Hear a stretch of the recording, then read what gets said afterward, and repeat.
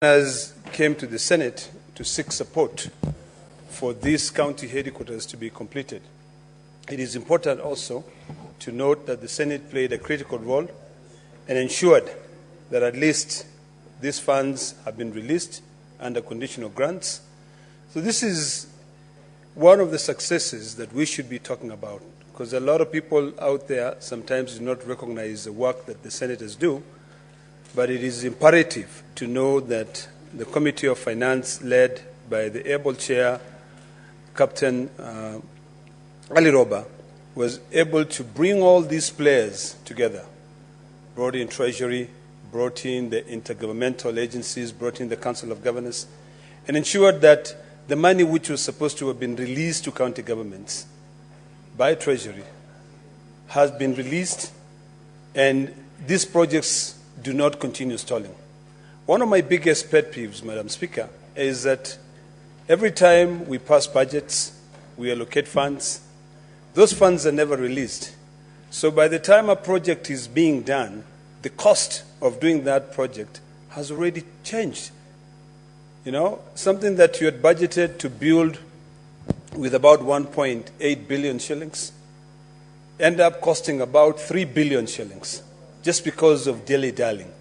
So it is imperative to note the success of the Senate in ensuring that there is an alternative arrangement to be able to complete these projects.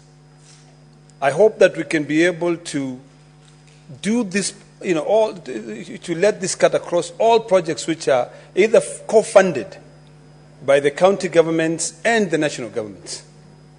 I'm sure if you traverse this country of Kenya, I'll bet the challenges that we're dealing with at the moment, which are normal, in any democracy, it is not strange for people to have divergence of opinions.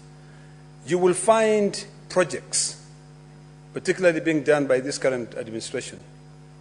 You will find industrial parks that they say they're setting up. You'll find stimulus program markets. And those projects, you'll either find that they are co-sponsored by the county government and the national government. But although those projects will always end up stalling, one of my biggest concerns is that a project is designed, the cost is calculated, we agree that the national government is going to give about 1.2 billion, but they don't give that money. The county governments proceed and they budget for that money. But if the certificates are issued and the contractors are paid, they will only complete the project to the level of payment. So I think it is important that in future, what this committee did can be done on all projects which are co-funded by both the national government and the county government. When I go to Narok, there is a market called Tulele Market, which is, over the last 3 or 4 months, I've noted that there is a big fence that has been put by the national government. It's actually with clear ownership or seeking credit and say it's a stimulus project by the national government. But it is stalled. They went there, they put the fence, and that's about it. When you go to Narok as well, you will find an industrial park, which the national government came and said, we want to put up an industrial park. They built a fence up to this level. 3 or 4 courses abandoned and taken off. When are we going to have that discipline to say that we are starting a project and completing that project? We don't want to waste time whereby the county governments now come together and they say, Senate, help us. Can we please finish this? And then we devise a system to be able to put it in conditional grants. So I think it is imperative to note the success of this project and then learn something from it and ensure that we apply to other projects which have continued stalling. We have a project in Kakamega County where the county government were building a hospital. They started by building that hospital, saying we want to build a big level 5 hospital. And now it's just a huge white elephant project that can never be completed.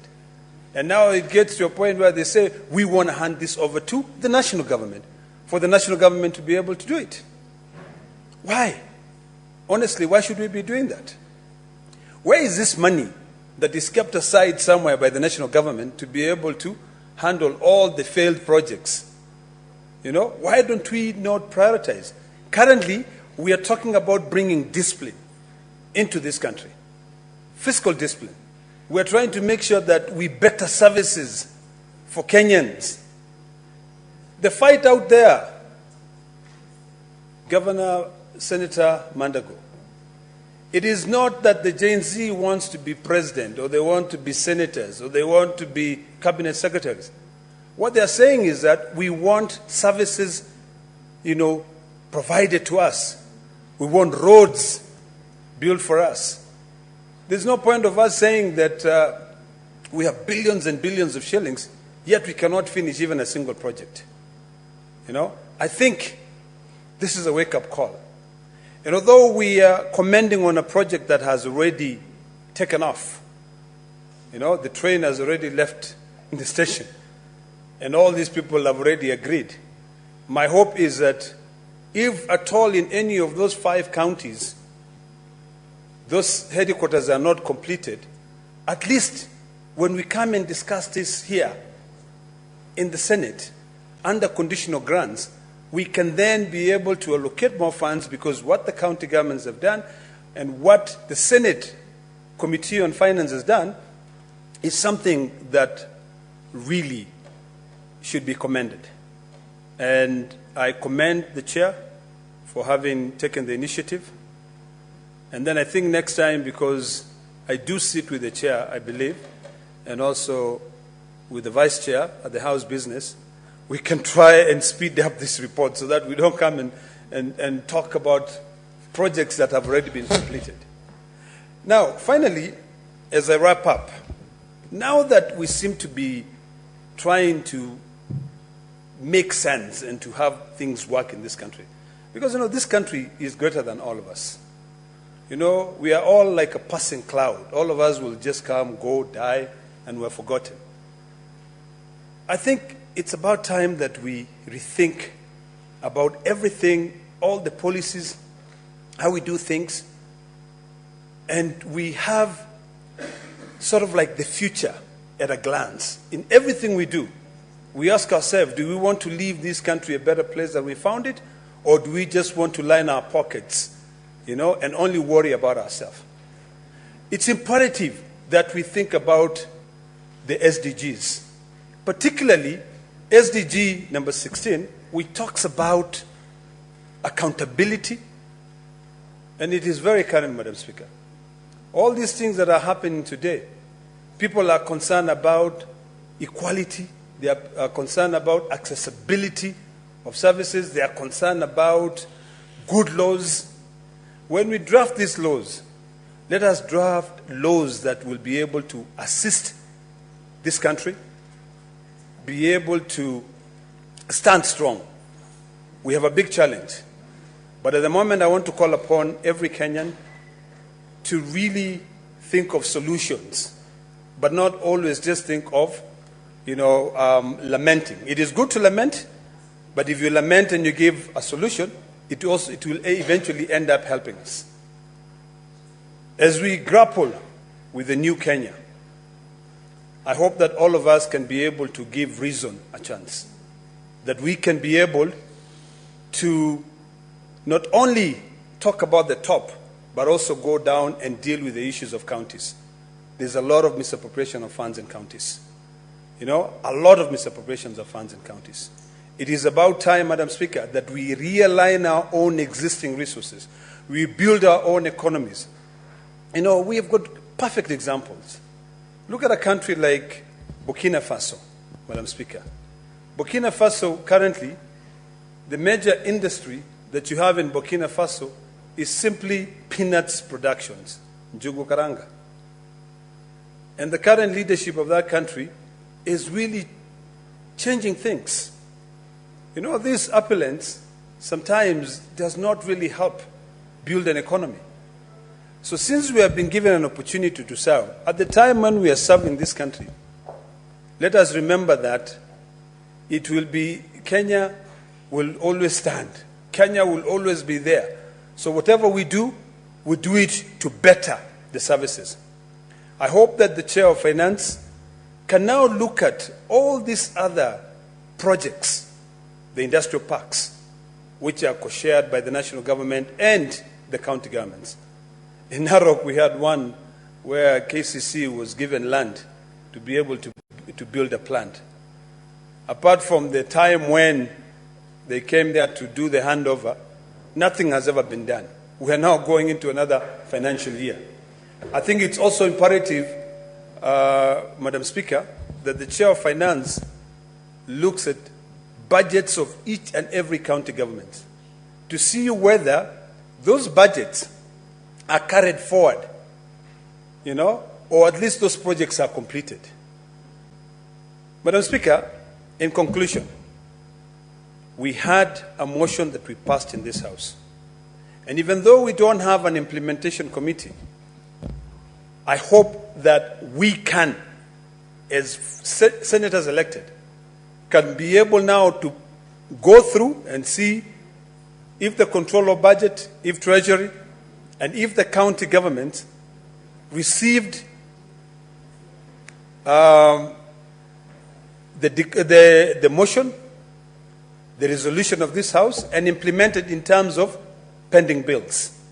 Payment of pending bills, Madam Speaker, if the Chair of Finance can be able to take over, because even though it was a motion brought by a private member, it was resolved by the entire Senate. To be able to go through and say, this was a resolution of the Senate, we want to know whether you've been able to pay all the pending bills that are supposed to be paid. Because if pending bills are paid, then we will not find a situation where Treasury will not release the money to complete the projects. Otherwise, Madam Speaker, I thank you and I support. Thank you, Senator. Senator Tabitha Mutinda. I believe this motion was moved by the chair. You're the one who moved. Who moved it? Because Senator Tabitha, can you confirm whether you had moved this motion?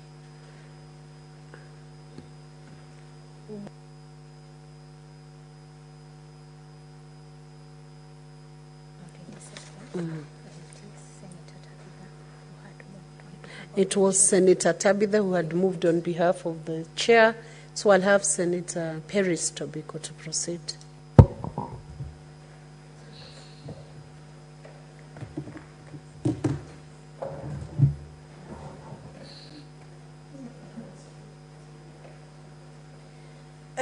Thank you, Chair. Thank you, Madam Speaker. Madam Speaker, I thank you for this opportunity to contribute to this debate. Madam Speaker, let me support the report by the Finance Committee on the status of implementation of projects that have been funded by the conditional grant for the construction of county headquarters. Madam Speaker, we had a chance to visit, but before I say that, let me say, Madam Speaker, basically what this report is telling us is that money was allocated close to 2 billion. I was looking at it, over the years, close to 2 billion on these projects or these county headquarters of around 5 counties, Madam Speaker. And we have nothing to show for it because they've not been completed. It's a very sad state of affairs, Madam Speaker. That is the county of Lamu, Nyandarua, Isiolo, Tana River, and Tharaka Nithi. Madam Speaker, at this moment in our country, when you tell Kenyans close to 2 billion was used to construct some white elephants that have not been put into use, then even the anger and the outrage is just fueled, Madam Speaker, which is a very sad situation, Madam Speaker. And it gets justified. You now get justification for the anger that is out there, for public resources that we cannot show what good use they were put in, Madam Speaker. Madam Speaker, I began by saying we had a chance as the devolution committee to visit Tharaka Nithi. And Madam Speaker, it's a sorry state of affairs in Tharaka Nithi.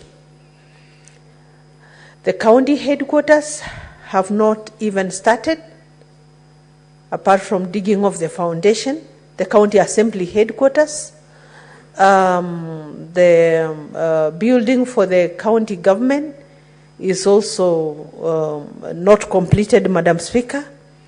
And so the county assembly, Madam Speaker, in some mabati structure, and what they use as a lounge is they do operate under trees.